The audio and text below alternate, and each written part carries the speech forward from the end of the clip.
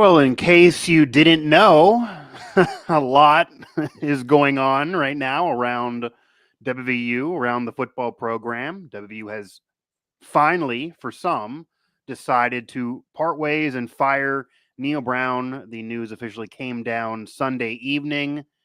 Not too surprising, but now is finally setting the wheels in motion for the next chapter of Mountaineer football. Mike Asti, Cody, Nespor, and we are going to react. So I'm going to steal a phrase from somebody else out there in the YouTube podcast space, actually a WWE broadcaster, and tell you this is an emergency pod because WVU fires Neal Brown, and now a national coaching search is underway. Hit up our coverage, WV Sports Now. We have a lot there, and that is an understatement because this is a story that is going to unravel in the days and weeks to come. It involves recruiting. It involves National Signing Day coming up that might be heavily reduced for the Mountaineers. I'd check in more in February. It involves who's going to be the new coach. It involves player reaction from former players, current players, and they don't sound too happy, actually, even though most of the fans, I would say 99.9% of the fans are. It involves Pat McAfee telling you that he's now involved in this search when he definitely wasn't involved in the last one, even though he's now come back to being welcomed to being a part of Mountaineer Nation. Not that he shouldn't have been in the past, but he's definitely more involved now. And a lot more. So, Cody, to kick this off, obviously the program is now parting ways with Neal Brown. Now, we did talk on our last show, the smoke was dying out, and I know other colleagues of ours agreed, but that was prior to then losing 52-15 in Lubbock, a game that nobody really thought they would win, even though it could have been 7 wins and got a winning season. It's a horrible road trip, but they didn't just lose. They basically didn't show up. They were never competitive in that game, and it was just one of the worst days for Neal Brown in his tenure as WVU's head coach and his last. So, number one, what's your reaction to this finally happening? And number two, how much of a factor do you think Saturday's miserable performance played into this? Or do you think this was inevitable regardless, even if he would have won that game? No, I think that's a game that gets you fired. I think that's even just a second quarter that gets you fired. Yeah. Because it's like, watching it happen, it's like the team looked helpless, and the team was helpless. And I don't know. A lot of people said it, but I don't know how if you're Ren Baker, I don't know how you watch a game like that with a coach that's on the hot seat and say, Yeah. "Oh, we'll just bring him back next year," right? Because like that. Because if you had told me It's a Friday, tough sell. Yep. if you had told me Friday they were going to fire Neal, I would have been surprised. Okay. Telling me yesterday they were going to fire Neal, I'd be like, "Of course they are." Didn't you see that game? Right. Yeah. Yeah. It was just Yeah. everybody jokes that Neal always did just enough to keep his job. It's almost He like did it was enough to lose it. Yes. he did enough to lose it this week, which is so Yeah. ironic in what has happened the last few years. Yeah. And I definitely was at a point prior to kickoff that I no longer would have been surprised with literally any result. I wouldn't have been surprised if Neal Brown was going to stay on for one more year because it is an easier schedule to start next year. It is going to be a mess in recruiting that we're now dealing with. It is going to be a mess in the portal. It's not a guarantee you hit a home run. Some of those home runs, Signetti, for example, that fans obviously would want and has ties, he's off the board. But I also, at that time, even before kickoff, would not have been surprised if they did part ways or fire Neal Brown or had a mutual parting of ways. I think the one thing that may have been a difference here, because I can confirm, and everybody knows this, Ren Baker, Gordon Gee, the WVU brass, they do like Neal Brown. He's a good guy. I don't think they wanted it to come to this. I think Ren Baker was happy when it worked out last year and they won 9 games. They won a bowl. He was lifting a trophy at the end of the year. You had the Neal Breezy shirts going on. A lot of the fans who were off the climb were back on the climb. I think he was happy. I think that's what he wanted. I think he wanted that to occur again. And even if they didn't win 9 again, he could say harder schedule. I think if they got to a 7-8 win bar, he might have been able to sell it for one more year with an easier path to open up next season. And obviously new rules, a lot going on in college football with NAL and all of that, he might have been able to sell it. I don't think he wanted this to be the result in his heart of hearts.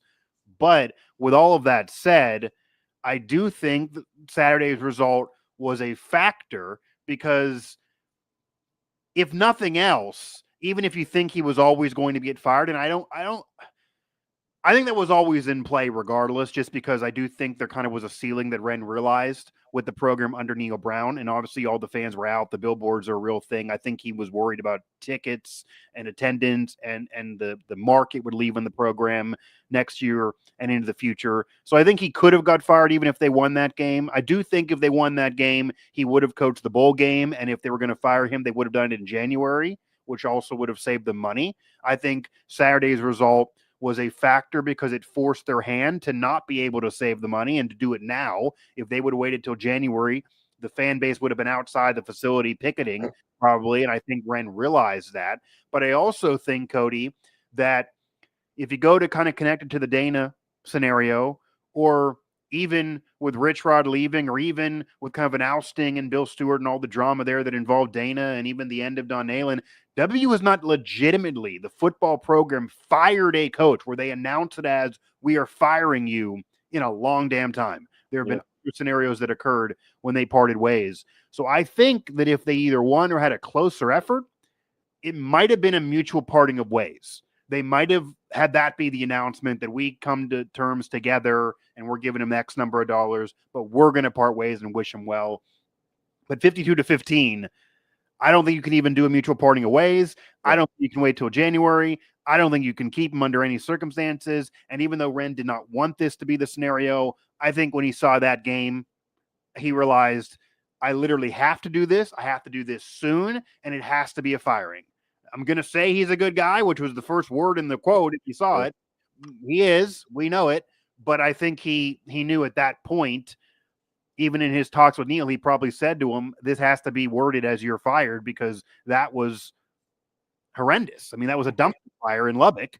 And I was expecting Brown to kind of know that too and kind of give you a quick, like, I know it was bad and, we'll see you. But he gave you an essay after the game nonetheless. But I think that forced the hand to be happening this way. So it did play a role. But I don't know if I would have been shocked if it happened anyway. But it had to happen this way when you lose that way. Yeah.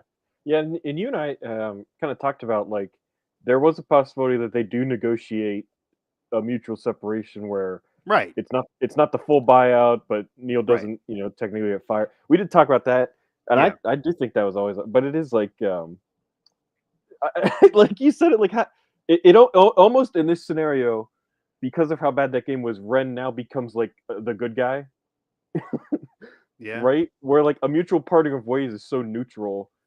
Now it's and I'm sure this doesn't factor. That would have made Ren seem weak to the fans, I think. I think if he did mutual parting of ways or not fired him after that game, the fans who for the most part are pro Ren, even if they're obviously not pro Neal Brown during this tenure, and Ren did decide to keep him last year, I think he would have lost some favor. I think that would have looked bad.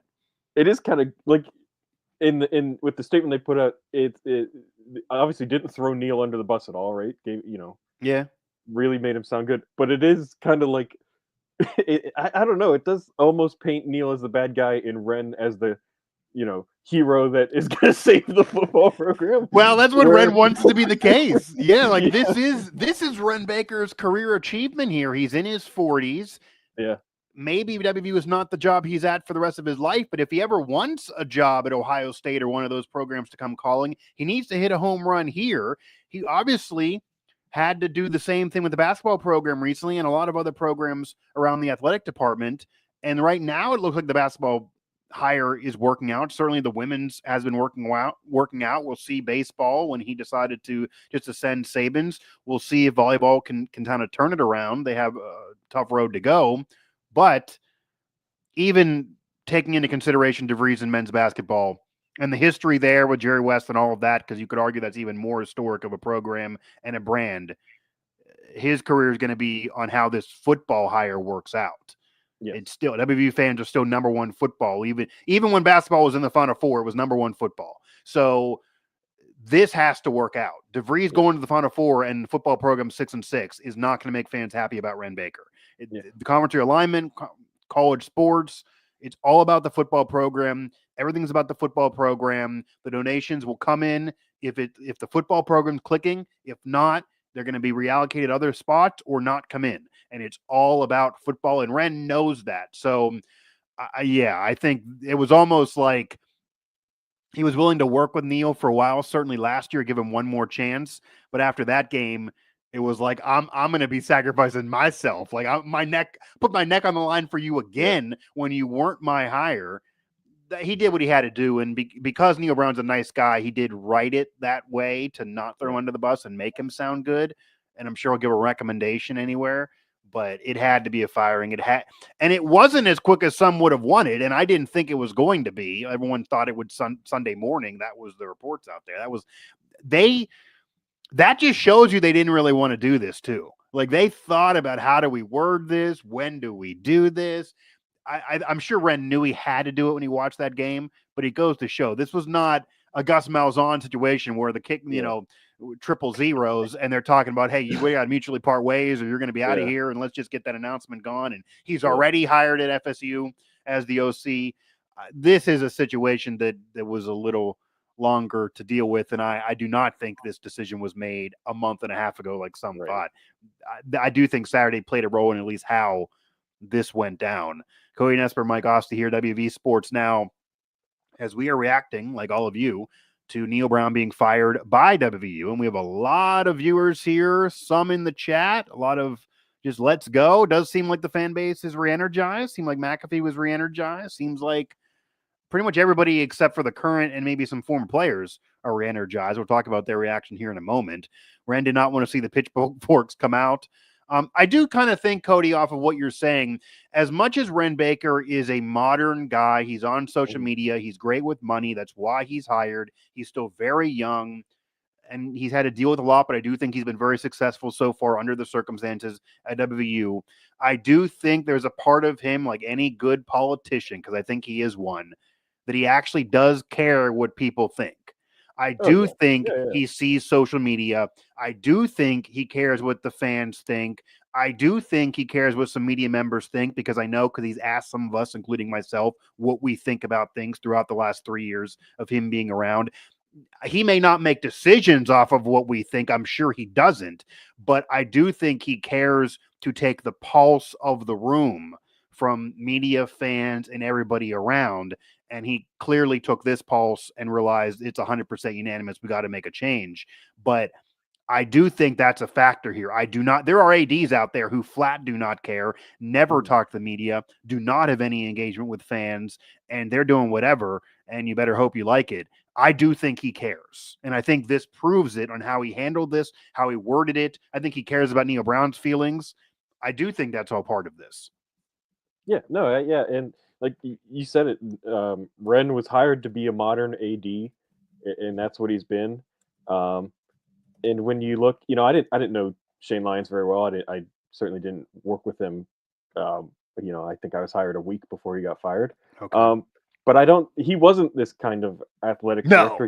He wasn't a super public figure out and about. And like you and I see Ren in football post-game press conferences all always the time. Comes in. Yeah, always comes in, 100%. No, I mean, Ren Baker, literally after he got hired, and I've told this story, and this is out there, and I'm sure he did this to others. After he got hired, he sent me a direct message on what was still Twitter, on X, unbeknownst to the program, saying, I was searching media members. I found you. Is this true, what you found already about me? If true, I'd like to come on your show and talk to you. Dead serious. And then I got a call from the program, and they were like, hey, we hear Ren wants to talk to you and do this. And then I was able to work with Ren, and that's how we opened the relationship. Shane Lyons sending no one any DMs. He's doing no Twitter search to find out who's what. Heather Likett Pitt, for example, a lot of people loved her. She was a great person. I was around her some. She wasn't doing that. That is a rare and odd thing. And I would imagine even people at WVU probably didn't love it, because he was setting himself up for interviews before he was even in the door. But that's Ren Baker, like that, and that's who he's still kind of been. I think you were standing in the scrum after DeVries's introductory press conference. Ethan was there too. We're all standing there, and WVU was trying to pull it, like, you have other commitments, you got to go. Yeah. This is a 30-minute scrum here, like, and he would brush him off like, no, I'm going to do this as long as they need. We were out there for an hour, and there's no way he wasn't late for anything else he had to do, including with his family. But he was respecting media in that situation. That's Ren. That's why everyone likes him. Like, that's the he just is like that. So yeah, I think everything you're saying is true. I just wanted to put that out there. I mean, like, that's not a common thing. ADs do not DM media members, and we're not even talking about Tony Caridi, like other media members, and say like, hey, nice to meet you. I want to introduce myself as Ren Baker, the new AD. It's like, it should have been the other way around. Yeah, people in the chat, there's been no media schedule for this whole week for Ren or for signing day. Yeah, nothing's come out yet. And they haven't even named an interim head coach. So no, that's the next piece of we news. don't even know who would talk on signing day, or yeah. But hopefully tomorrow morning we'll know. Yeah, and I will say that I did check in with that early in the morning, and I already kind of knew there was going to be no pressers, but I don't think that was part of this, because I with the season ending, a bowl game presser probably would have been later, so Monday likely would have been off regardless. But yeah, Wednesday there's not even a schedule out, because like they have to, and this sucks for them because they got to figure out who's going to be in those videos, who's going to be talking, who's going to be doing that presser, who they're actually signing, if they're punning it almost. Yeah, there's a lot that unravels from this decision that I do not think people realize. I'm going to ask this as we keep unpacking things here, and maybe the chat will enjoy this. Has there been anything in now the hours since this announcement has been official from even the program, not just reports, that has surprised you? Whether it's somebody's reaction, whether it be recruits, whether it be whatever. Has there actually been a surprising development? Because I'm sure everyone thought this would be unanimous thumbs up, and that has not been the reaction. Yeah. I'm surprised there's not an interim head coach. Like, I don't know why to put that off. It's got to be somebody. I mean, I did think that'd be in the initial announcement, because that's an easy call. Really, it doesn't matter. None of them are going to be the permanent guy. So that's weird. I mean, unless whoever they asked said no, which is strange. I mean, I guess you could, if you know you're going to be fired anyway. Like, is it at all bad to have that role?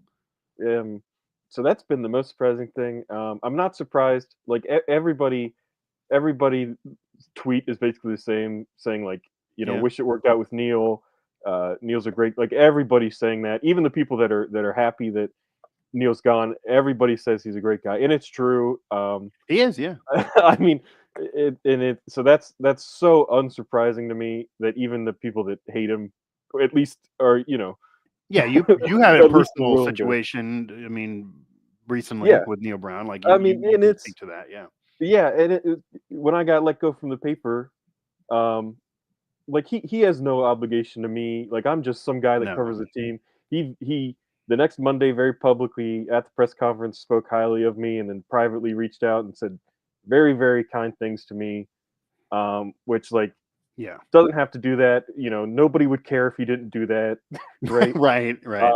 Other coaches, successful or not, are not doing that around the country. And like, I know he's done that for reporters in the past that have gotten let go, and it's like that kind of stuff where fans, I think, get frustrated because the media doesn't bash Neal very often. And it's like it's hard to, when the team hasn't really bottomed out, other than Iowa State and Kansas State and Texas Tech. Yeah, I mean, they were bottomed out. Yeah, they bottomed out different times. Yes, but it is hard to really be nasty to a guy who is kind to us, who does take an interest in us as people, who isn't adversarial with us in the press conference. No. Maybe Mike, you a little bit. I had one. I think there was one. The only one I think he's had his whole 6 years was with me, and I do feel like he's gonna remember me for years to come. But so I think that is kind of weirdly the legacy Neal's gonna leave. I think everybody 100%. liked him. Yeah, I do think, and to kind of piggyback off of that, because this tenure of Neal Brown did, and maybe it was our part also with the increase of social media and everyone getting their news from there, because even though that was going on 6 years ago, it wasn't even to this level. It really is going on now. And some of that news is real, some of that news is not legit. And that's the same issue that exists in politics and sports and WVU with Neal Brown. Like it's all of that. It's all embodied that. But in addition to that, you have a program that in really any year that any of these people on social media can remember has been better than this. And separately, you also have Neal Brown being such a good guy. So I do believe, and you as well, that most of the media members who were in the room, who are seeing Neal Brown face to face, who are actually doing the job of journalism, have been fair in terms of if the team loses, they're going to say this is bad. This is not a good result. I'm unhappy here. You should be unhappy here. No one's going to try to put lipstick on a pig off of 52-15. Maybe some are, but I don't, we did not.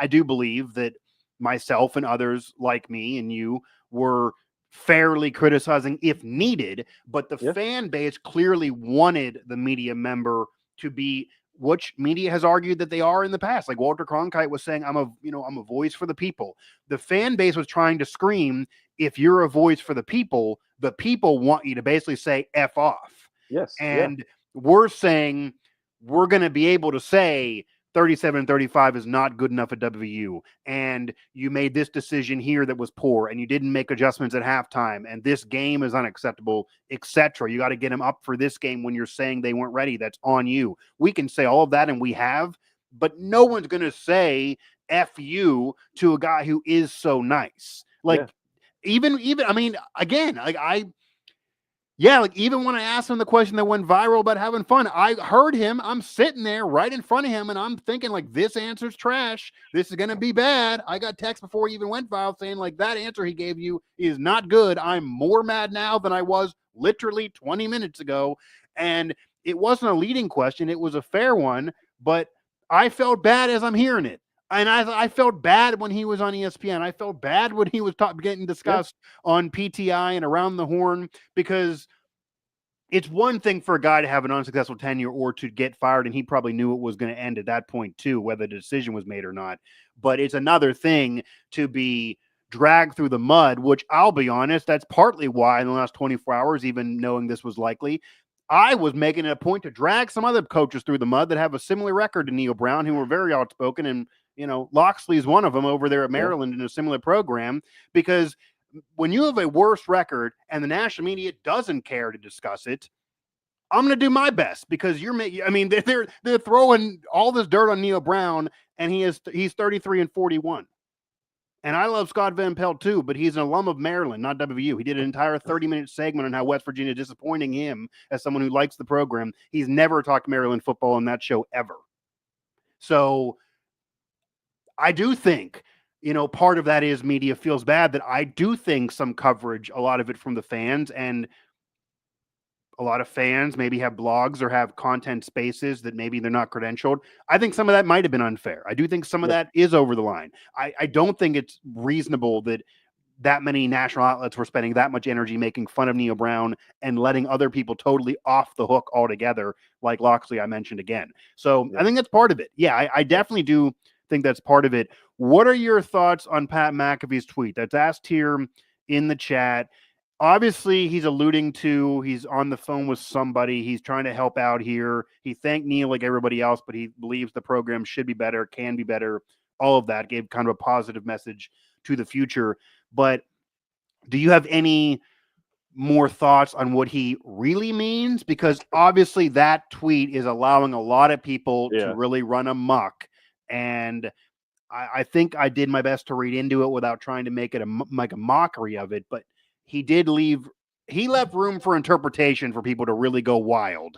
And I don't know really what is the truth from that, obviously, unless you're talking to Pat McAfee directly. Yeah. That's I'm kind of with you there, Mike, because it's like he wants to sound important, right? Like he wants to sound important.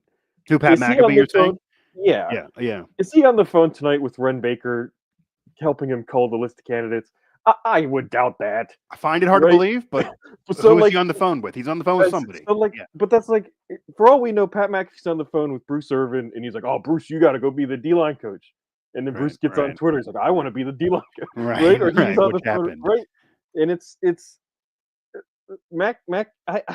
McAfee's not this, just, he's on TV, he's popular. He's not this big, powerful He has an influence. figure. Like I mean, He there's has some an pushback in influence the on the chat already. fans, He does have and he influence. has He's public very influence. Yes. He has public influence, of course, but yes, I do not think he's hitting the ground running and pounding the pavement.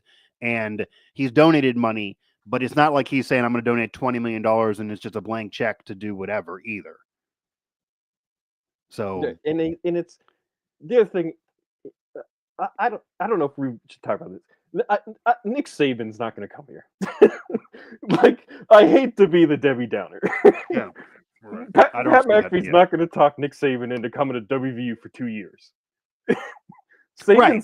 I mean, Saban he's is already so- retired. If this was 10 years ago and he wasn't and he didn't have the Alabama dynasty and maybe he was coming off the Dolphins, for Yeah. example, and it was so bad then and the Bama job wasn't open and McAfee was dealing with this situation where he's king of the media and WVU was looking for a job, then maybe. But yeah, at this point in Saban's career, when he's retired, he's having fun clearly on shows on ESPN with McAfee and Game Day.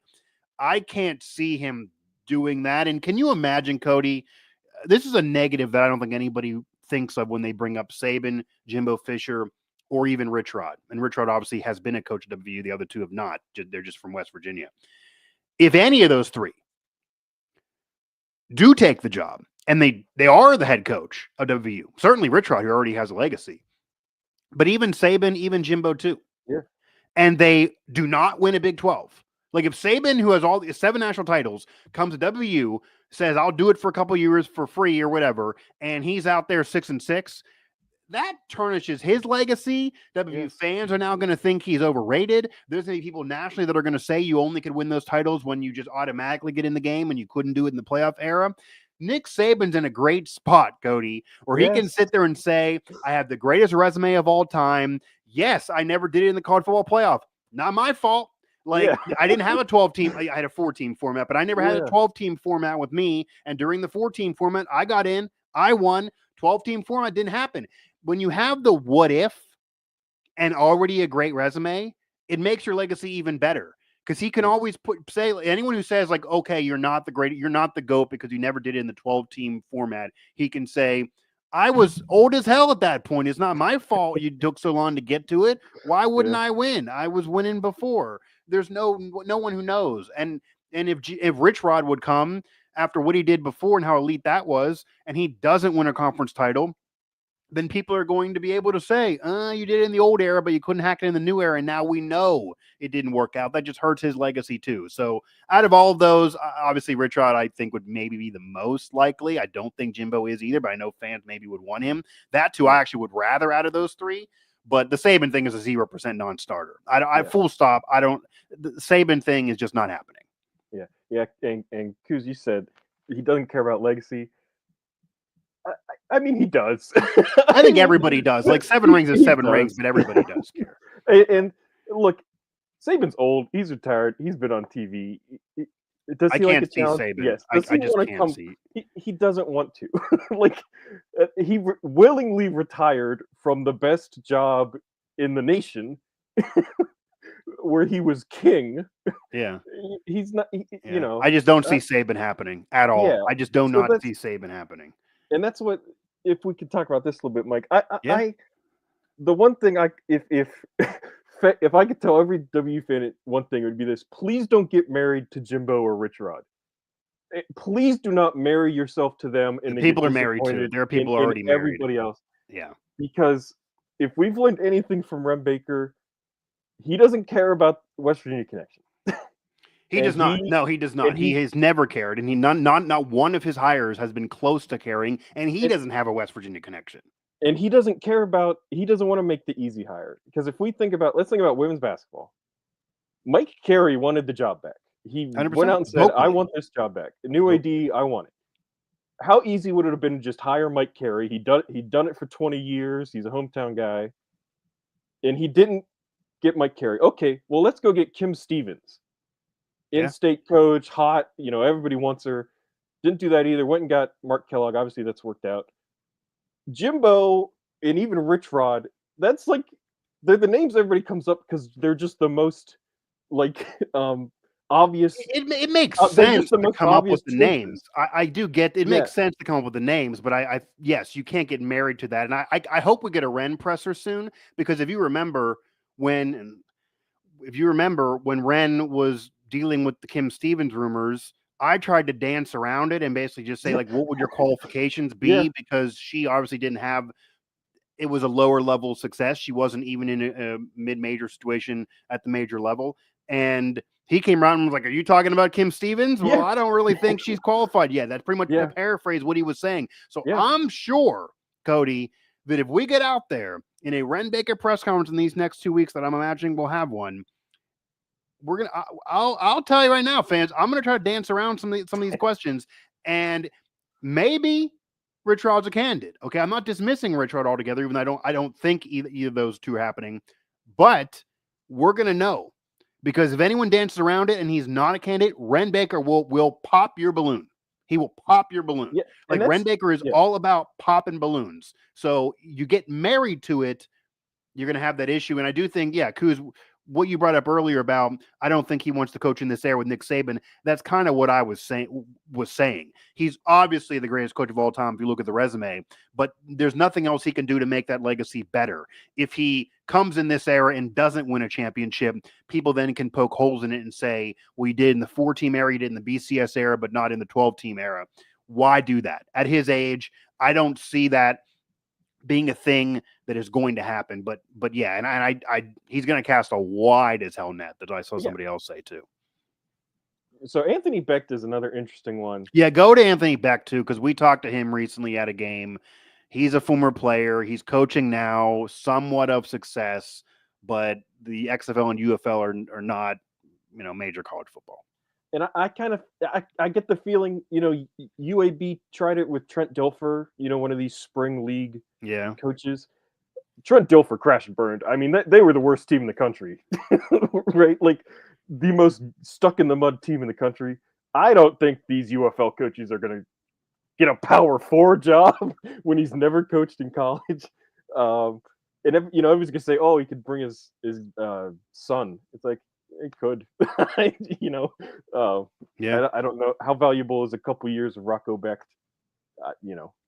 but that's Anthony Becht. That would be a really, really disappointing hire for me, to just say we're gonna go get some former player who has no college experience. He's a UFL coach, which all credit to the UFL. It is what it is.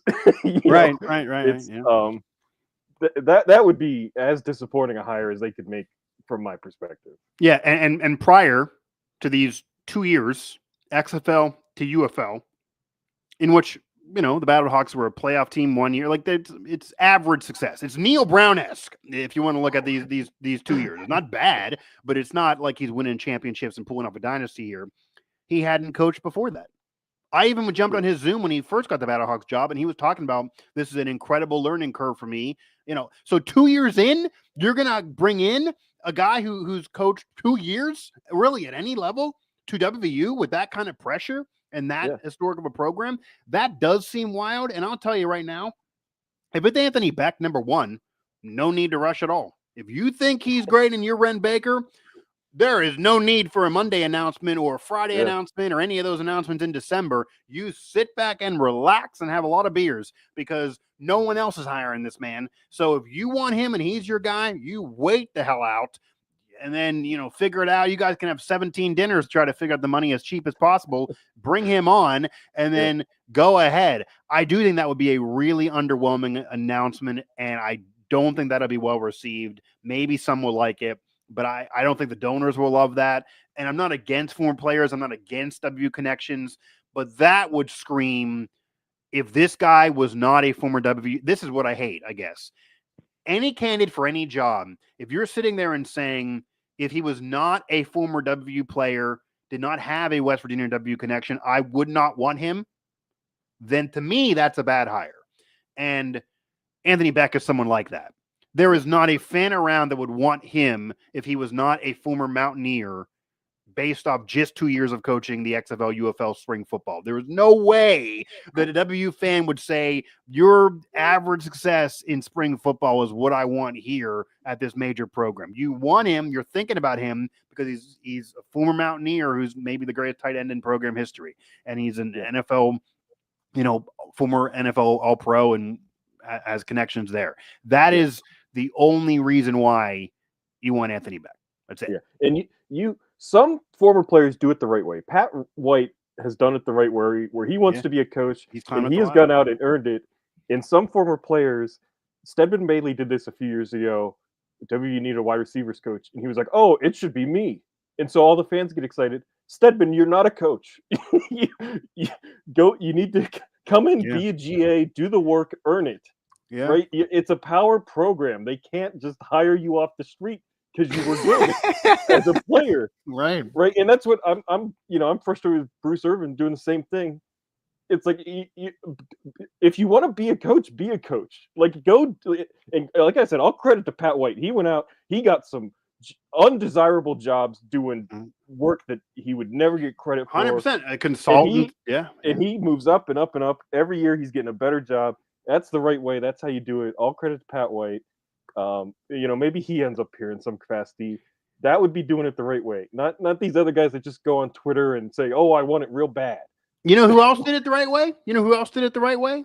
Somebody that Neal Brown hired that's on the current staff still. Blaine Stewart did it the right way. Blaine Stewart, 100%. Blaine Stewart was an intern. His first job, intern with the Steelers. He moved his ass up. And then now he got a job at WVU, and he didn't get a job walking out of college because he's the son of Bill Stewart.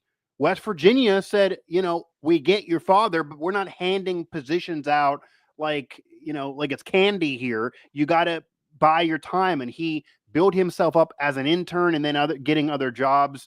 And Ryan Switzer is one that I kind of feel bad for because he had to do the same thing. He obviously didn't end up playing at WVU despite being a West Virginia kid. He was spurned. I think he was the one that I think maybe could have made some sense because he's working his way up and he has proven that he can coach. Clearly, he's now interim head coach at Tulsa, so a great opportunity for him. And maybe by doing all of that, maybe the next coach of WVU will be impressed and say, you can come aboard here. And to make something clear, to clarify to the chat here, the JA I see in the chat, I am not against anyone with a WVU connection or a West Virginia connection. I know there are some now who are claiming that conversations like this come off like there's almost a prejudice against WVU connections and West Virginia connections. That is not what I am saying at all. I am saying that it would be great if you have a WVU connection and a West Virginia connection, but I think the program should just hire the right person for the job, regardless of that connection. If that connection exists, wonderful. I'm sure Ren is not going to consider that to be a negative or hate it. He's not going to just use it as the end all be all, but he's said many times that you have to get the fishbowl atmosphere. You have to get the state. You have to get the people. You got to have a cultural fit, all of that. So if you're a West Virginia guy or WVU guy, you're going to have all of that. And that's fantastic. But to just all of a sudden, there are people out there that want the staff to look like this.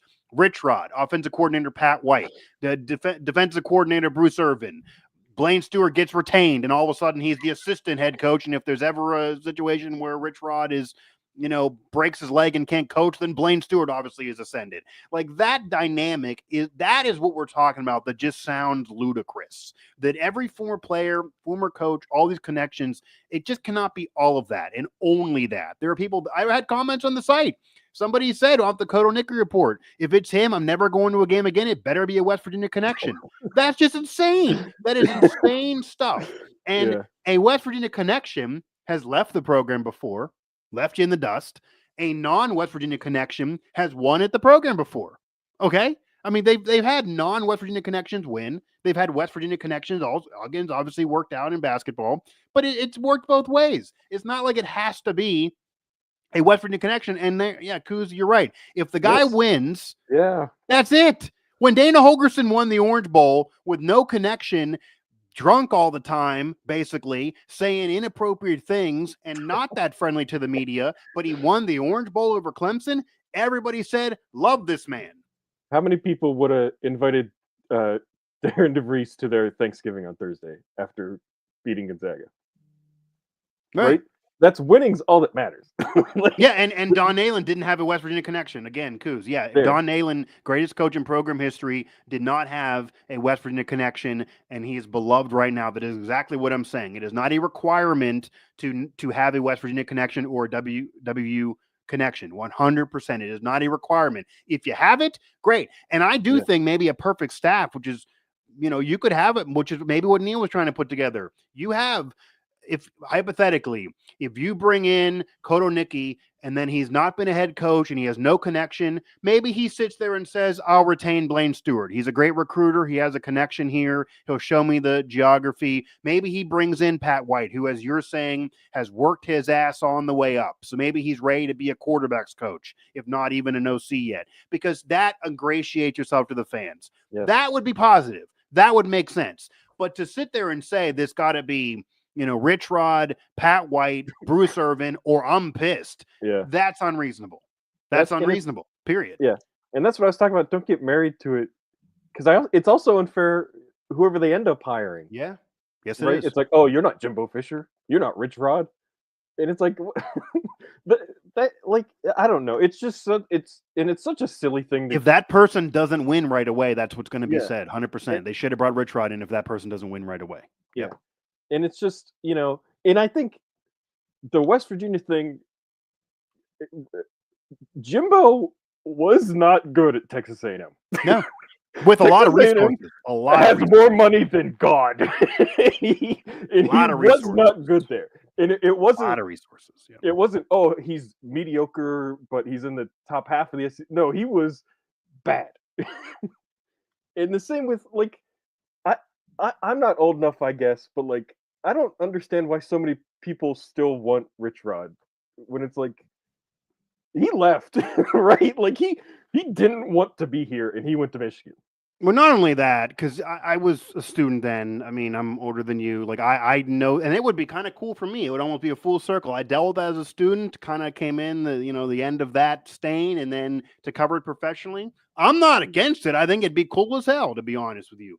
But from that regard, yeah, there's part of that too. So I get any fans that be upset because there's a lot of dirt there that I've heard that it wasn't just like he took what was thought to be a better job. There's a lot of dirt that happened there that I have heard from people, and I don't even think all of it's ever been reported. A lot of dirt that's there. But I do wish at some point he could come back and be celebrated, and I'm happy that he's having success right now in Jacksonville State. But Cody, I think of any mic drop I've ever had in my entire life, I mic dropped the Rich Rod argument on in my recent commentary because I dismissed even what you're saying. It's valid to have that personal issue. Yeah. I don't have it. And then I went in on, it's not about personal. He's had 1 10-win season since he left. West Virginia's had the same amount. He's had, 1 conference title run, and it was off a division title that doesn't exist now in the Big 12. That was at Arizona in the 1 year. Failed at Michigan, whether you want to blame it on them or not. Not great success at Arizona after that 1 year. It definitely dropped off. He usually needs a year or two to get going. And Jacksonville State, yes, he's winning. It took him a while to get that job, but that is a group of 5 with an easier schedule. And he just actually is coming off a loss as we're speaking. Yes, he could win a conference title there, which would be cool for him. But does that translate that he is automatically going to have success in the Big 12, in the 12-team format, in this situation at his age? That is not a guarantee at all. It is just as likely that it doesn't work out with him as it could work out with him, and it has nothing to do with personal. Jimbo at least has a recent ride in the power level, does have a national title from the power level, even though it's a previous era. I don't think Jimbo's a guarantee either because the Texas A&M thing kind of does cancel out the Florida State success, but Rich Rod has just not, if he has not been this successful anywhere else but at WVU in terms of that elite level of success, that gives me pause to wonder, why are you telling me this is a lock that everyone is just going to be popping champagne for Rich Rod? Like, it was 3 wins his first year at WVU. You might need a year like that again. Do you want to endure that again? Do you want to experience losing a group of 5 loss to Ohio in week 2 because you're dealing with him having no recruiting base? Do you want that right away? Like, that could happen to him just the same as it could happen to anybody else. So Mike, that's the thing with Rich Rod too. It's not even personal. you mentioned his age, and I've made notes on this because I figured we were going to talk about it. Next year, Jimbo would be 60, Rich Rod would be 62. The coaches in the Big 12 championship, Matt Campbell's 45, Kenny Dillingham's 34. 34. The coaches that were in contention for the Big 12, Kalani Sitake at BYU, 49, Dave Aranda at Baylor, 48, Dion and Chris Kleiman are 57. This isn't the old Big 12 with Bob Stoops and Gary Patterson and Bill Snyder Right. and Mac Brown at Texas. Like, the other teams in the league have young, up-and-coming head coaches. I mean, look at Dave Aranda. I thought he was dead in the water after last year. I thought he was dead in the water after the first month of this season. He turned it around. He's a young guy that gets this modern era of football and is doing it. And I don't understand why people are so quick to just say, let's retread some old coaches who had success years ago. Yeah, Bob Stoops. Yeah. Like, I'm surprised. I got to be honest. I'm surprised Bob Stoops is not brought up because you want to talk spring football, Cody. He was coaching spring football not long ago. He's made it clear that maybe he would be okay with coaching and not fully done. Like, I'm surprised he's not. Mac Brown just said a week ago, I do not want to retire. And North Carolina said, well, you're gonna. And I'm not surprised that he could be thrown out there because he clearly wants to coach some football and he has won a national title. So that's good on the resume. Like, I'm surprised these guys aren't being brought up. And you know why they're not being brought up? There's not a West Virginia connection. It's a similar resume, but the West Virginia connection is why Jimbo's being brought up. And yes, that maybe could lure him in, but there's no other school rumored for Jimbo either. So yeah, I mean, I'll ask out of Rich Rod, Jimbo, and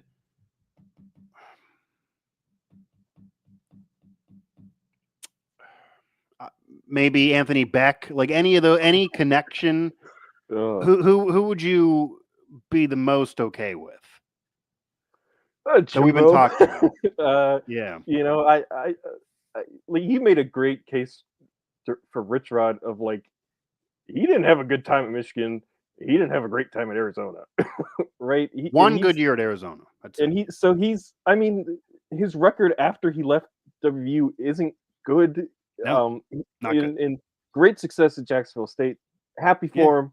Like, you wrote a story when he got bowl eligible and people got mad at you, like, why are you bringing him up? But like, good for a local guy going out and still getting it done.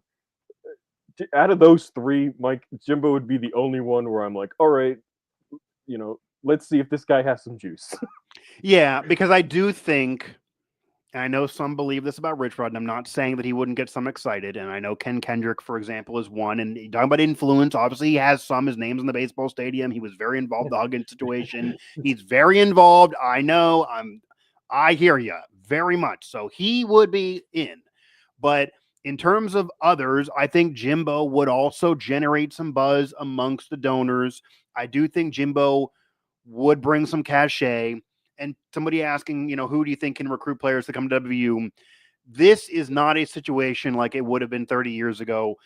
Number one, you can't and you don't just live in West Virginia. Your recruiting base is well beyond that. West Virginia does have history there. They do get on national TV a lot. You are in a Power 4 conference. It is still a program that is known worldwide. There's a rabid fan base that we're speaking to now that is all over social media, that is more evident. YouTubers like Kuz, there's not many programs that are bringing that level of energy, producing that type of content, and making the fan base what it is. You have the loudest mouthpiece around, who's an alum in Pat McAfee. It's not a bad program to be at. Like, you can, if you're a player and you can go to Ohio State, you're going to do that probably. But if you can play, but you can attract players to want to play at WVU.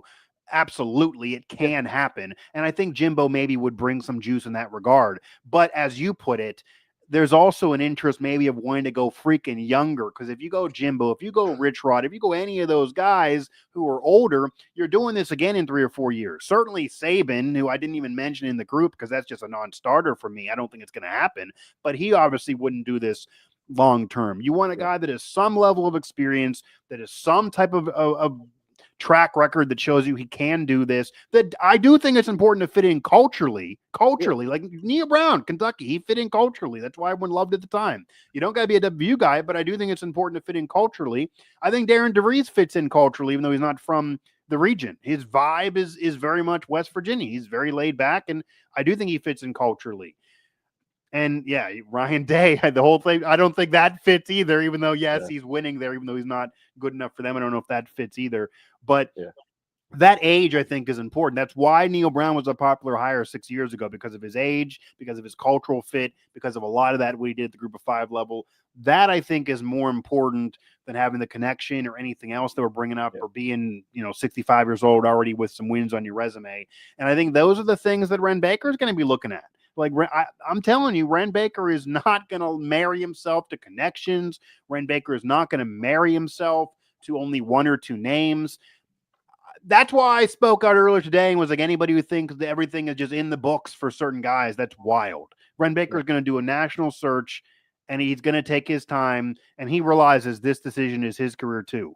So I don't think there's going to be a knee-jerk thing. You can make calls. If you want to make a call to Urban Meyer, you want to make a call to Nick Saban. Urban Meyer's younger, at least.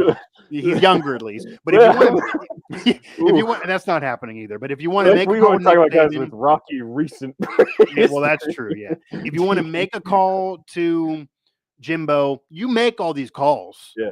Guys, and I'm also sure Ren Baker is doing his due diligence. He's making these calls. He may have already made these calls. I am sure that if nothing else, he even said this with basketball, Cody. He admitted that Dusty May pretty much told him, I'm in the running for, I think, better jobs. I'm not coming to you. But Ren then said, it's fine. I agree. What is your opinion? And then he'll get the opinion. So I'm sure he probably has called Jimbo. And he probably, I'll tell you this, I bet as we're speaking, there's already a decision one way or another on Jimbo. I bet you Jimbo's already given an answer. I bet they've already called Jimbo, and if Jimbo is not coming, Jimbo has already made it clear, I'm not coming. Or I don't think they're sitting there for 3 weeks trying to convince Jimbo and all their eggs are in the Jimbo basket. I think Ren's doing his due diligence in a national search and casting that net. That is the point. Mike, you had a great line a little bit ago. You said WVU can attract recruits. And here's something to keep in mind. WVU can attract coaches. Right. It's a good job. They're not desperate. And that's why it's a good job. It is not. It's a good job. I get so confused why people are like, they're clinging on to Jimbo in Rich Rod. And it's like they're not desperate. Like, people are going to apply to this job. Good, strong candidates are going to apply to this job and want to come here and want to coach the Mountaineers, and they're going to want to work with Ren Baker. We saw it with basketball. We saw it with basketball. I was just going to say that, Mike. Look at the women's basketball. That job, the women's basketball job, hadn't been open for 20 years. Oh, I meant the men's job, but you could say the women's too. Yeah. And they got, Ren Baker said it's the most candidates he's ever gotten for a job. And you're going to say, well, he was at North Texas. Okay. Still. And the women, and you know what adds to this too, Cody? The women's basketball job, I think we all would agree, in terms of history and brand, is not near the level of the football or men's basketball job. Doesn't touch it. Right, doesn't even touch it. You're talking about a Sweet 16 at the most. The other jobs are they've experienced greater days. And Mike Carey was a fine coach for a while, but it was definitely dragging at the end. He was never giving you even a flirtation with winning a national title there, even when he went to a Sweet 16 way early on. The other jobs, they've certainly done that.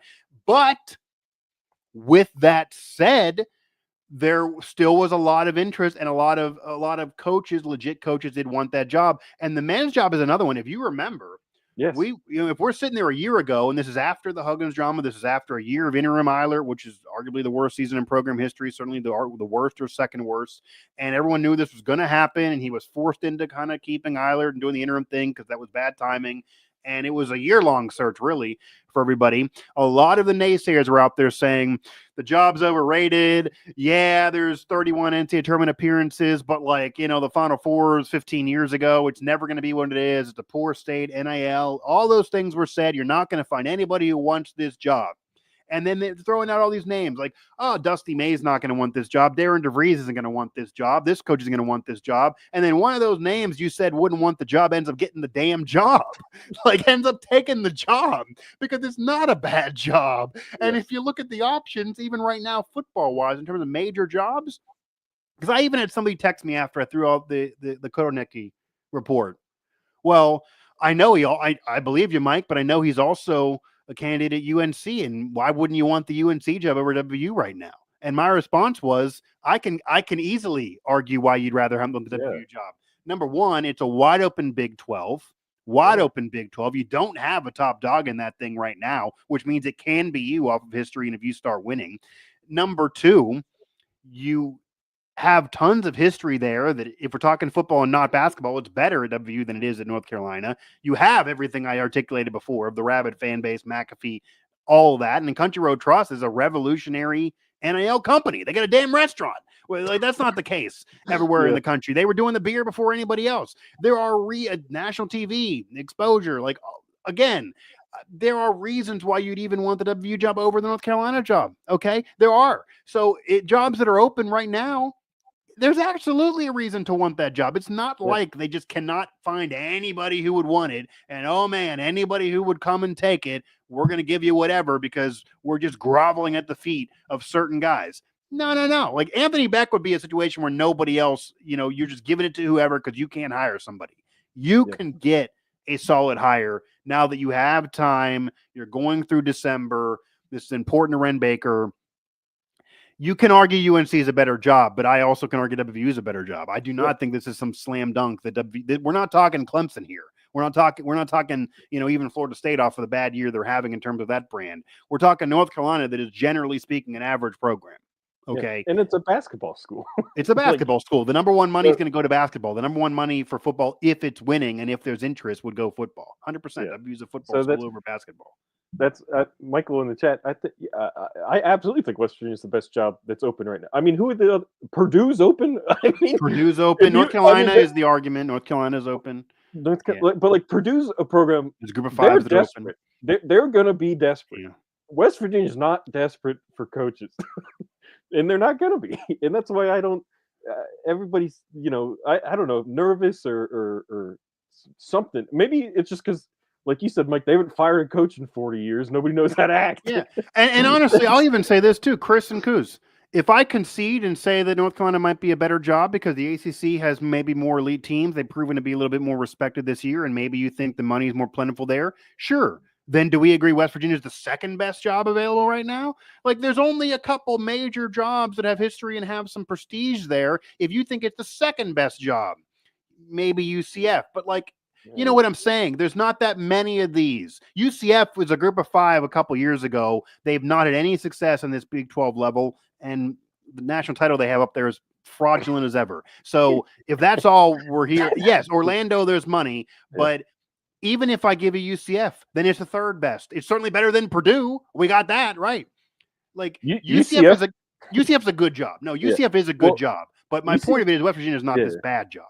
UCF didn't even fire Malzahn. He left. That's true. It's like, that's true.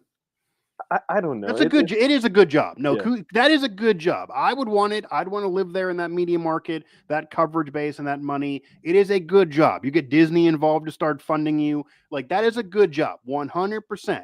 But there aren't that many major jobs with history and some prestige that are available. You're not going to say, if you're a major coach, I'd rather coach a group of five than West Virginia. You're not going to say, I just don't want the West Virginia job because it didn't work out with Neal Brown, so I wouldn't take it under any circumstances. The West Virginia job is still a good job. Maybe you want UNC or UCF over West Virginia, but there are not that many of these available. And all the coaches you're mentioning there, you're giving me about 10 of them, and you're telling me that it's third best job. You're going to still get some good options in there. That's all I'm trying to say, that these dark cloud social media posts of they're never going to win, it's the worst job in the country, the Neal Brown era ruined life in West Virginia, and then it just goes on and on with this dark cloud of misery that people put up there. That, number one, doesn't help anything. And number two, I don't think it's even true. I think a lot of that's exaggerated and it's very melodramatic. 100%. Yeah, and let's talk. Who the top G5 guy is probably Barry Odom. Yeah. And let's thought experiment. Would there be any reason for him to say, "Oh, I don't want to interview at West Virginia"? No, he's 100% going to want to interview. Yeah. So 100%. Is there any reason why Kotelnicki would not interview? yeah, 100%. He would definitely interview. Is there any Well, reason why is there any reason why Jimbo, Rich Rod, any of these guys that you do want, like they're going to interview if they want a new job? Like there's no reason why any of these guys would say no. I refuse to interview at WVU. It's beneath yeah. me. I think it's a good sign. Kotelnicki's one of the hottest coordinators in this cycle. Yeah. Tonight, the night they fired Neal, it's confirmed he's going to interview. And I can confirm that from non-WVU sources, but I think it's pretty clear. I don't think anyone can doubt that would you say it's fair to say that out of people who legitimately cover WVU, I might be the most tapped into Penn State and what they're doing? Yeah. Yeah. Like, I mean, come on. Like, yeah. So like, and just look at that. Look at the reaction. They're freaking out. That's. And I can see arguments against it, Cody. If he's not, and I do say the one pushback that I'll even give to my report that I think is legit, that would go against the grain of Ren Baker. That is what I have had. That is legit. Ren Baker has publicly said he does prefer people that have been a head coach versus the hot coordinator, and that would be hiring the hot coordinator. But it doesn't mean that Ren Baker is not willing to adjust. Doesn't mean he's not willing to talk. And I didn't report that he has the job like some are acting. Yeah. He's going to interview. He's one of the candidates. Ren Baker is very willing to hear from all of these people. I'm sure he wants to sit there and hear from the genius offensive mind who resurrected Jalen Daniels, and Jalen Daniels hasn't been nearly as good without him and made Penn State into a 10-win boring team to a really exciting national title contender. Like, he's a big part of that. That's why the Penn State fan base is so upset about this. That's why, Drew Eller's taken a big step this year. Yeah, 100%. And that's 100%. Yeah, the only guy, the Georgia's defensive coordinator, Glenn Schumann, I think that's the name. He's getting tossed around a lot. Yeah. He's the only guy where like he could probably have any job he wants. Right? Yeah, when you're at Georgia, when you're winning like that. One, maybe he's like, oh, I don't want to interview at WVU because XYZ is going to open up, and I know I'll get that. Right? Like, yeah. But even then, he probably would interview. Yeah.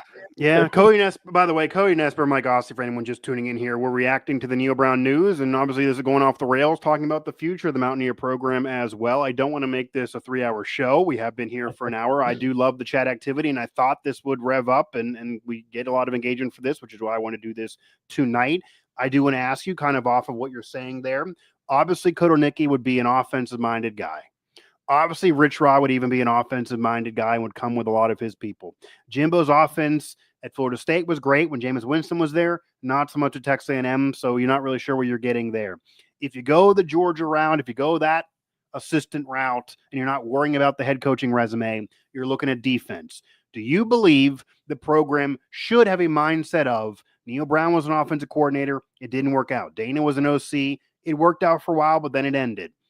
Do you think the program should want an offensive-minded coach for today's college football, or should they go the defensive-minded route? Because that, again, would be the pushback to the Kotelnicki report, that is the exact opposite of there are some fans who think they should go defensive-minded after back-to-back offensive coaches ended in a negative situation. The only issue, and it's been a long damn time, Jared. You're correct. Yeah, it's been all offensive coaches. The only problem is there always just seems to be so many more offensive candidates. Like, off the top of my head, who would the top like defensive minded candidate be? I mean, you probably named Georgia. You named him. That's it. Yeah, right? Georgia's DC. I mean, if you want to do Summerall a defense guy, I don't even know. Yeah, I mean, the other one, which we're going to say here, because obviously the West Virginia connection, people would scream, Gibson would be one. Tony Gibson, he's in rumors for other jobs. Like, that is one that he's worked his way up. I could maybe see that as more of a connection fit because he has worked his way up and earned the situation, but that would be a defensive situation. Yeah. And like Tony Gibson's interesting to me because, Mike, you said a while ago, what if they hire a guy with no connections and maybe they just want a guy on staff? Like, if Tony Gibson isn't going to get a head coach job, would he maybe want to come back and be DC again? Right. Like that would be interesting. I think he's had a decent little run since he left, and Okay, Kuz. Yeah, Odom being a defensive guy. Odom. Well, there you go. He's like I believe the top Then he would be the G5 top candidate. yeah. So, sitting here today, he'd probably be my top pick. So sure, why not get a defensive minded head coach? And it's not I think the big thing is this isn't the Big 12 of 12 years ago where it's everybody score 50 points and see who wins. That's, I think, why some maybe would want a defensive coach, because the Yeah. thing also is that, yes, you would think, and as Jared brought up, the program always goes to the offensive sexy coach, whether it be someone like Dana, who was the hot coordinator at that time, or somebody who maybe is working his way up with a West Virginia connection, like, say, Rich Rod was. But the Big 12 is different than it was in the past, as you're bringing up. And the options are either try to outscore everybody like Dion, or, and yeah, they recently played better defense, or have just a solid coach that can. The problem with West Virginia this year and in 2022, the two real bad years for Neal Brown, the 2 years that almost got him fired in 2022 and then did get him fired in 2024, the biggest problem was defense, right? Green made a lot of mistakes. The offense was not good enough at times. I agree. But the secondary was so bad that you didn't even have a chance in some games, and that's why they blew the brawl, is because of the secondary. You have a better secondary. You're holding on to that win, and maybe Brown's back if you win that damn game. That might have changed the whole dynamic of the vibes. With that said, maybe that's why you look on the defensive side, and maybe Gibson wouldn't come unless it's for the head coaching job, and maybe he thinks that'll be a lateral move, but it also depends, because it depends on who's the head coach, depends on the situation. Is he really going to get a head coaching job elsewhere? If he's not getting a head coaching job elsewhere, maybe he then just would, or maybe he doesn't. Who knows? But maybe that would be why you'd want to go defensive minded, because the defense has been such a problem. Like, when's the last time they've had a great defense to be able to win big? That might have been early Dana at the best, and that's not really a great D. That's maybe why people also love the Rich Rod era, because you had offense and defense during that time frame. Yeah, and when you bring up recruiting, you talk about the OC at Oregon or Cal's coach. Yeah, those guys have never recruited on this side of the country. Like, that's a pretty big jump, where I don't even know if coaches want to make that jump. Yeah, I mean, obviously the volleyball coach didn't mind, but it's different in football. You're recruiting nationally. I could maybe get not worrying about it. And again, I'm banging the drum. I don't care about the West Virginia connection. I do think a cultural thing is part of this, and it is harder to recruit in this area if you've never been to this area, because it will then teach him to make it clear that, hey, you can't live in West Virginia. You got to go to the Whippeal. And like, Rodney Gallagher was considered as a local recruit, and he's not even in the state. You got to get somebody to really get that in terms of recruiting, which is still being done now. So that's something to bring up. Someone I do want to get here before we go that is a West Virginia connection, but not a WVU connection, that also was previously a hot assistant that's coaching in the state now and could win a conference title now. And that is Charles Huff, who was almost fired a year ago and now is the toast of the town, toast of the state, and maybe could win Marshall a conference championship. Sun Belt is not the Big 12. Conference USA that it was before is not the Big 12. Group of 5 is not the Big 12. Just ask Cincinnati and just ask UCF. Their runs they had as success as Group of 5s are way harder to deal with now, but he is having success with a lot less money, even though you think West Virginia is not rich. Is that in any way someone that you would consider, would be interested in if you're Ren Baker? And do you believe he could be a legit candidate for WVU? Huff just feels weird to me, because I mean, his Marshall tenure has been so strange. It's been so up and down. Like, strange. Yeah.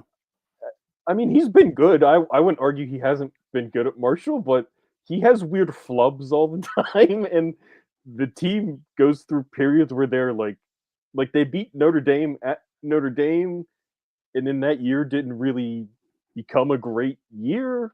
That could have been something of a special year, and it's right? like this year, they started out and there was nothing going, and then you switch quarterbacks and they have this great run. And I don't know. Huff is just I like him watching him from afar. He's kind of weird. It'd be lit press conferences. I think I'd have some fun Oh covering him. yeah, he's a fun press conference guy.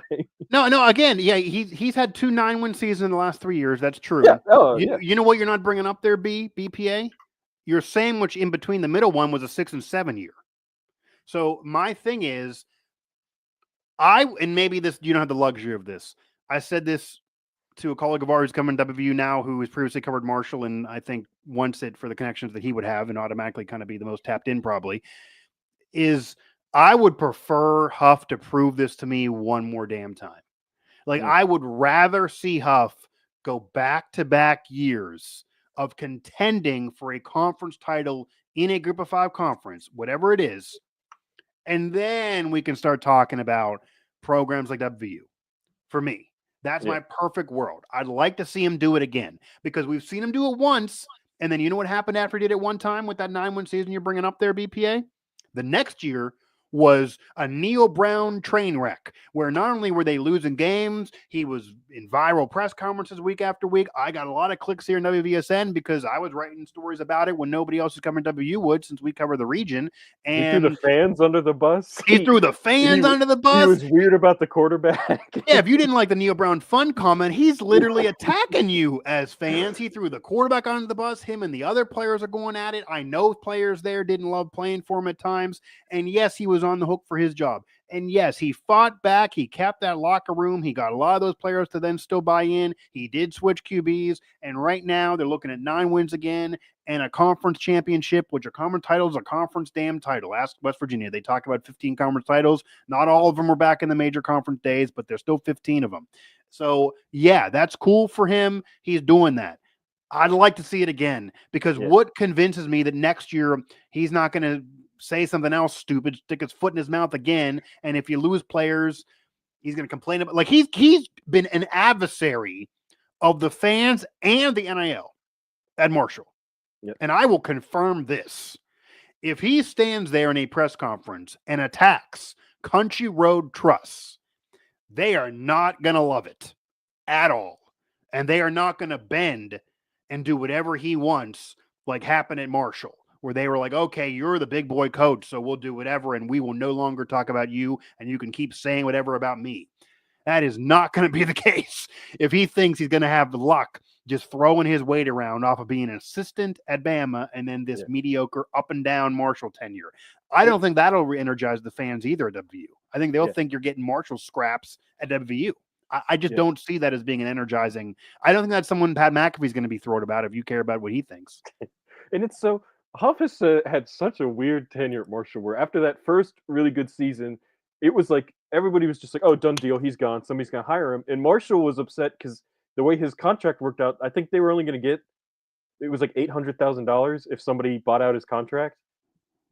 And then they had a bad year. And it was like, now we're going from like, we're not going to get any money. Somebody's going to hire him to now. Oh, now we're on the hook with his contract. Yeah. And now we're back like, you know, he's having to publicly dismiss rumors that he's getting hired away. So it's just, look, I've never met Charles. But also, Huff. Cody, he seems fine. He's had a good tenure. It's just weird. Like there's stuff that's happened with him that I don't think you want to invite into bed with you. No, 100%. And also, because anyone who wants to bring up, oh, well, he's now an attractive commodity because other coaches, other programs are calling him. Group of 5 programs are calling him. It's not other Miss. North Carolina and Purdue are the other major programs open. UCF, they're not calling Huff. Like, I mean, you know, and yes, he sent players to the NFL, but saying he sent more players to I think this is another problem. We're putting the bar of every coach that can be candidate to the Neal Brown level.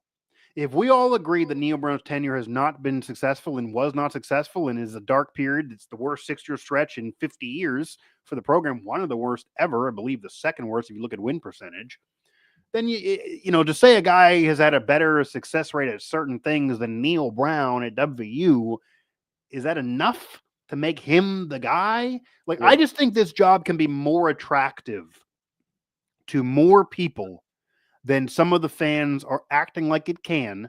Yes. And I could see if you hear 15 no's, Like, Kuz is right. You got to do your due diligence and call these people whether you like it or not. Sure. If you get a no all down that list and you're deciding then, okay, Huff, Anthony Beck, like at that point, all right, I can have the conversation. But we are not, I mean, that got to be like January 3rd at that point. Like it cannot be December 1st where he's somebody's top guy. That just screams selling yourself short when there are other options there. And I would rather have Kotonicki than Huff. And I know Huff's been a head coach and Kotonicki's not. And maybe that's a thing, but maybe that's a problem for Ren. But I also do think Ren Baker might not, I do think he might also factor in a little bit on how things will be received. And let's just face facts here.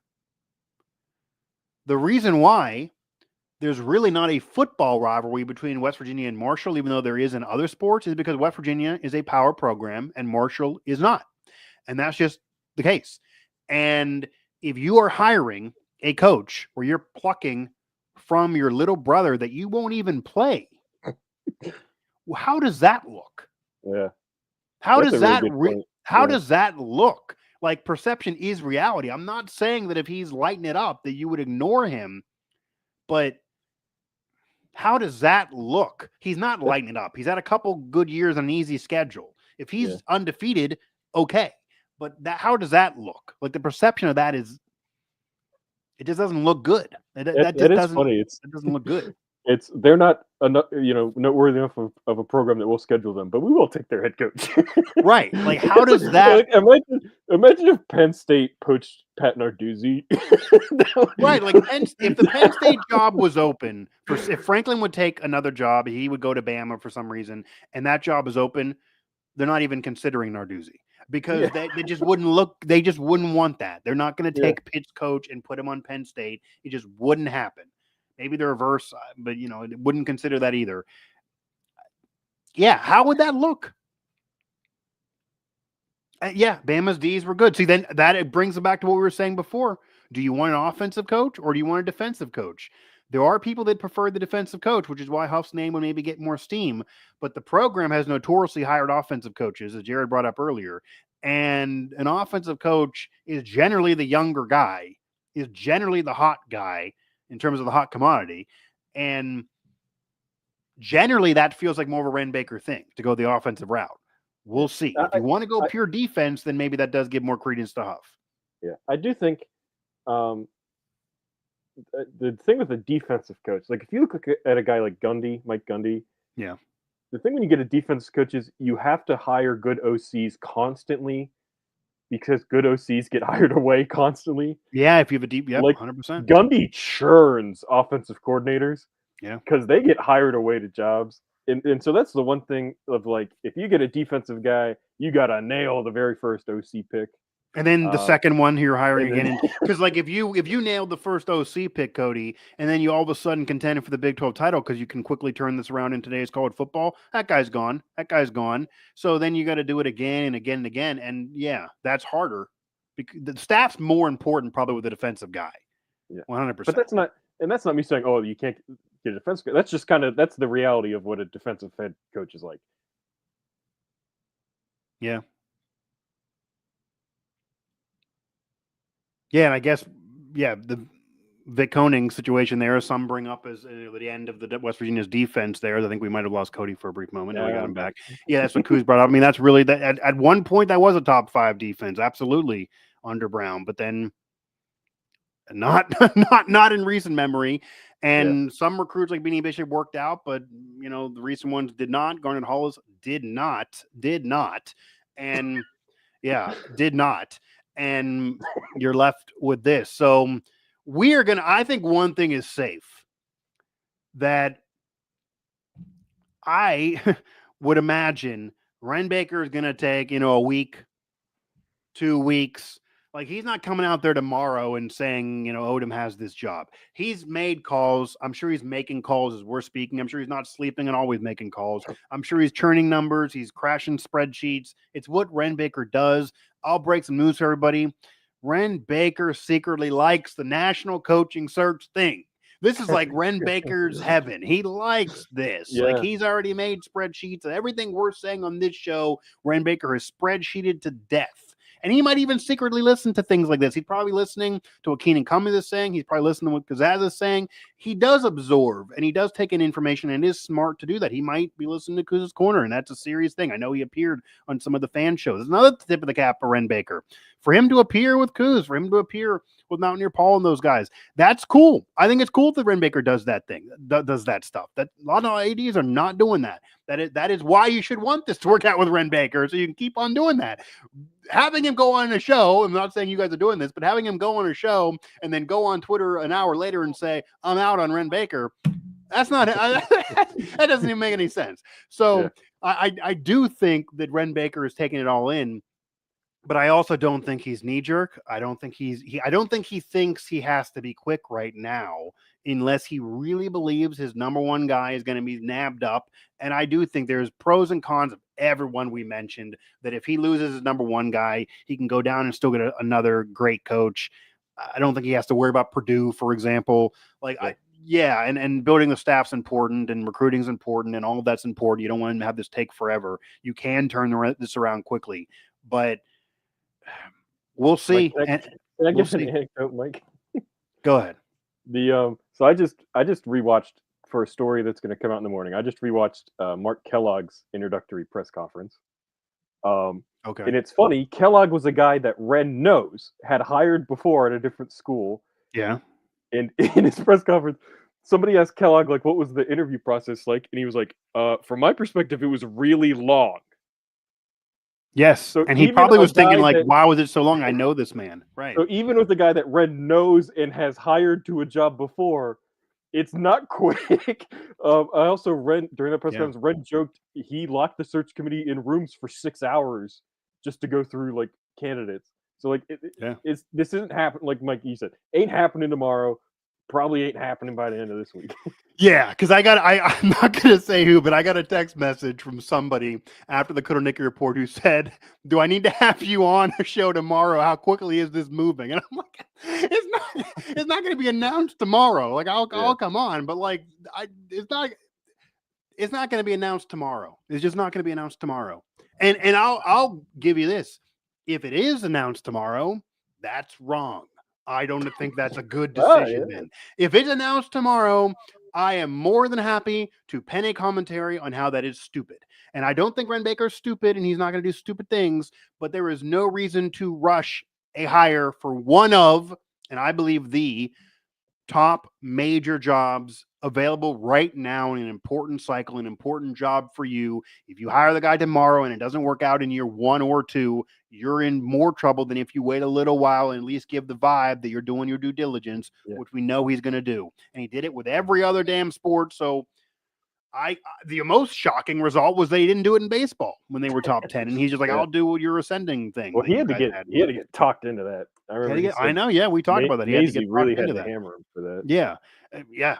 Even Eiler did joke about it. I mean, Eiler had to go. Eiler was having the interview, and at that point, there was no other option. Like, can you imagine if Eiler failed the interview? He would have basically just been like, "I guess I'm going to coach," because obviously there's no time to do anything here. Like, he put Eiler through the ringer, and there was no time to do anything else, really. But Ren Baker even kind of wanted to drag that out. He dragged that out. Everybody out there was saying, Ren, there's no time to do this. You got to do the interim thing. You can't drag this out. Do the coach search next year. This is going to be a lost year. Everyone knows it. Huggins screwed you. That's reality. There were people saying that. Everyone was saying that. And Ren was like, oh, no, I love doing a national search. I want to do my national search. Like, he just wants to do the national search. Let him cook. Let Ren Baker cook. Let him cook right now. He's cooking. He's doing the national search. Let him bake. Let him bake. Let him cook. I think you might as well. You didn't trust the climb. I think you can trust Ren Baker. I think that's been proven to this point. You got to feel bad for Ren Baker a little bit and everything he's had to deal with. But I do think he knows it's important. He's had an exciting 3 years. Yeah, I mean, to say the very, very least. And yeah, I mean, we bring up Mark Kellogg all the time as the one slam dunk. He had tons of drama off Don P before that. Oh, my God, yeah. There was tons of drama, and I reported, and I'll stand by it to this day. Don P was flat lying about some things, and the program, including WVU, was flat lying about some things so that it wasn't as dramatic as it was. But there was tons of drama there. I know that was the only moment that I think Ren was annoyed with me because I wasn't letting anybody lie about that situation because it was just all bullshit. Basically, a lot of bullshit was going on. And, that doesn't have to occur here because of the way this ended. But yeah, let Ren bake, let Ren cook. I'll let Ren bake might be better because it's not as common. We'll let Ren bake because it's the B and B thing. Let Ren bake, let Ren bake as be the baker that he is. So got to get that in a t-shirt somewhere. But so we've been doing this for an hour and a half now here. Yeah, I like the chat action here, and just looking at this live engagement, we didn't do this for no reason. So I'm happy we did this. It allowed us to vent. We both writing about 15 articles a piece here. So it was nice to take a break from this. Probably missed 18 commits that are decommitting here during the show. But you have anything else? I mean, obviously we're going to do more shows. We're going to talk about this more. We're going to be writing about this more. This is going to be happening more. This is not a thing that's going to be done tomorrow. And I really hope we do hear from Ren. I imagine we're going to get a Ren Baker press conference, maybe even during the search before the announcement. We got that with basketball. Oh, I'm sure we'll get it this week. Yeah, maybe 100% it could be this week. I mean, I'm kind of hoping that almost, just lose all the commits. Ren Baker does his thing and that's it. And but we'll see. But do you have anything else to add right now? I guess I just want to say, and I'm sure you agree with Mike.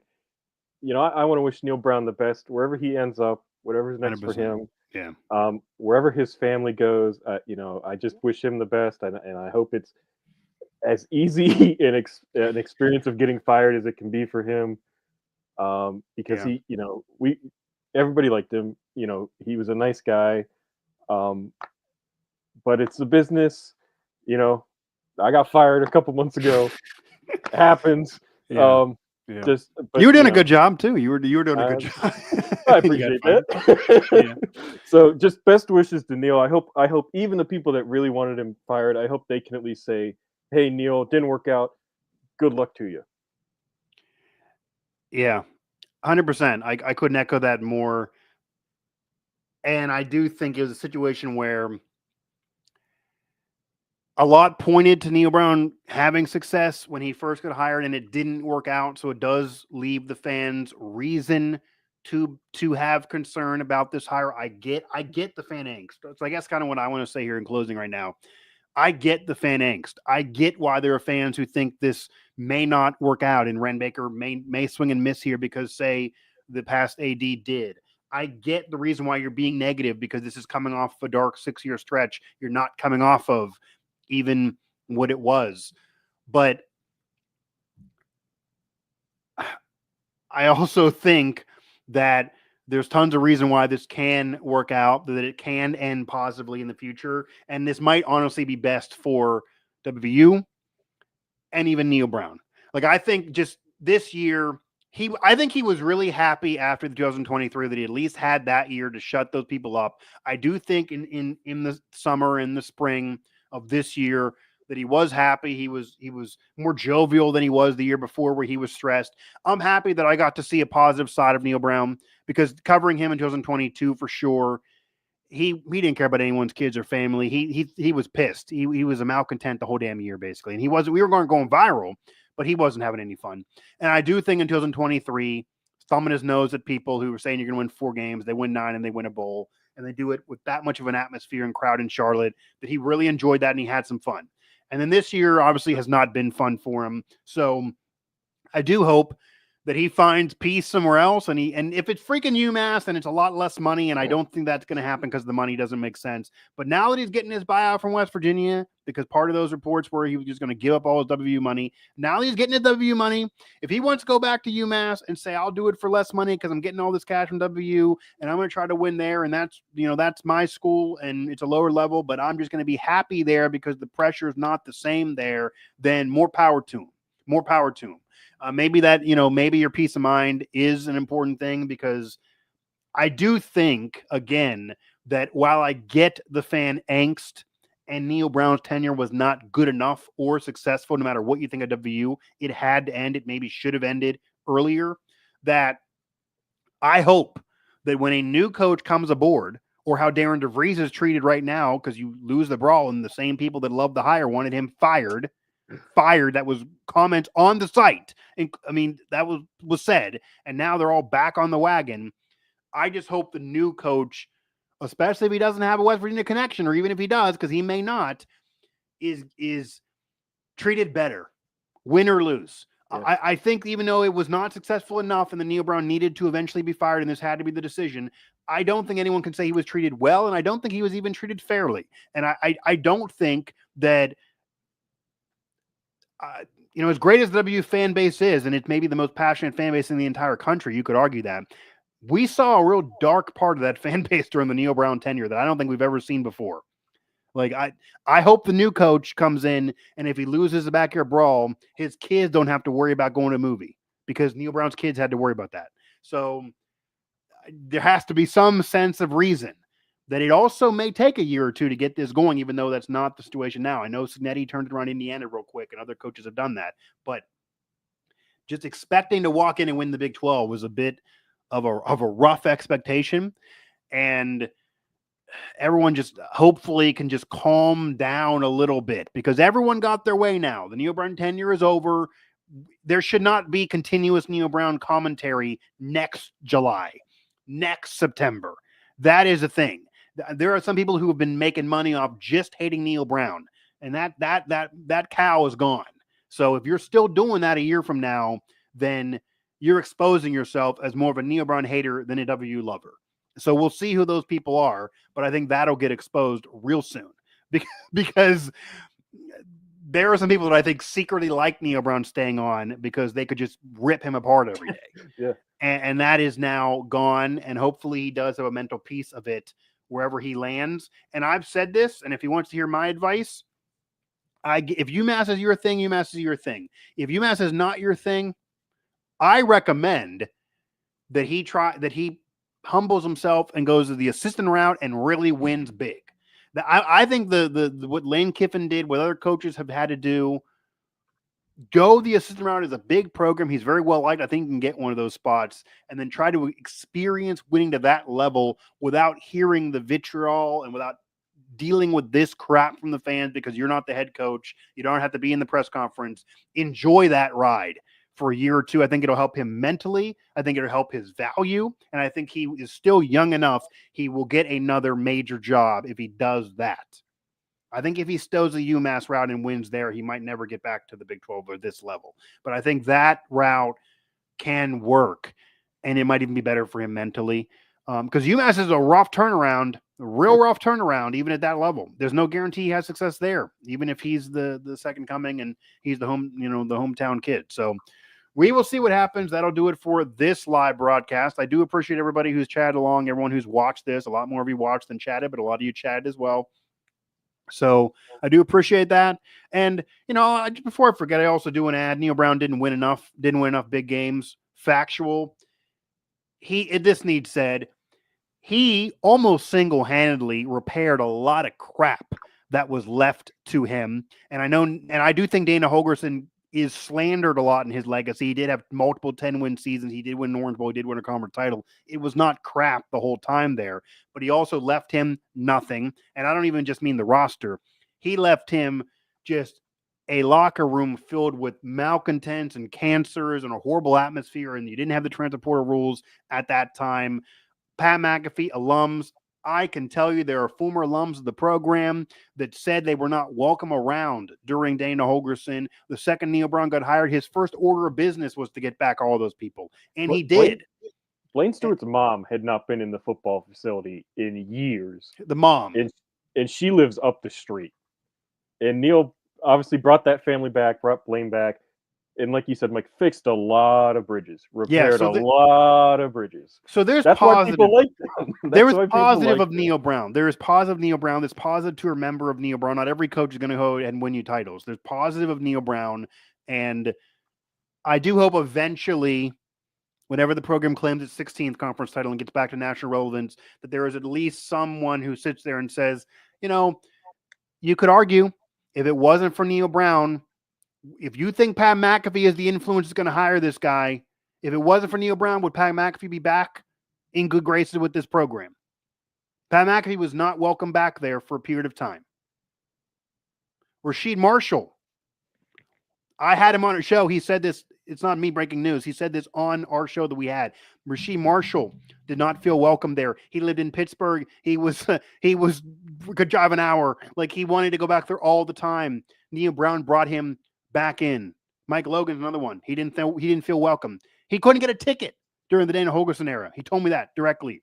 He's been asked to go multiple times by Neal Brown. So all of those people now that are tweeting and saying, here's who I want hired or what job I want or this is what should happen, they weren't even allowed in the facility before Neal Brown. And it sounds ludicrous. I understand.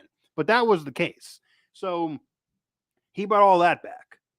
And there's something might need to be said about that. Like if you think those guys have influence, I don't think they would have this influence if not for Neal Brown in a way. But yes, I do feel bad for him in a way. I do think he's a nice guy.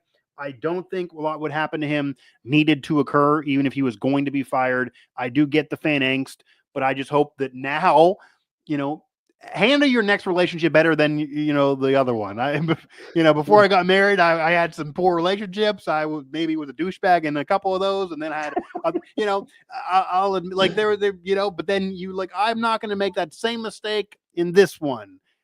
You don't make the same mistake you made with Neal Brown with the next guy. That if he loses a game, you're not going to go undefeated every year. You're going to lose a game.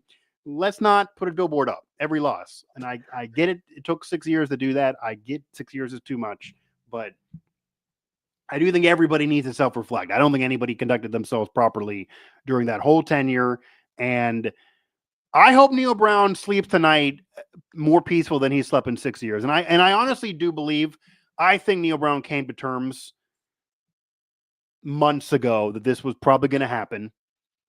And I do think Neal Brown was mentally preparing. And I think Neal Brown probably is at peace and is okay with this. I regardless of his career, I think it was not going to get better. I don't think, for him and his family. So I think this is the best case scenario for everybody. Again, check WVU Sports Now for all of our coverage, and we're going to have more of these and more live. Maybe we will if we're going to get this kind of action. But definitely subscribe to Mountaineer Report for more of our vocal coverage of this as well.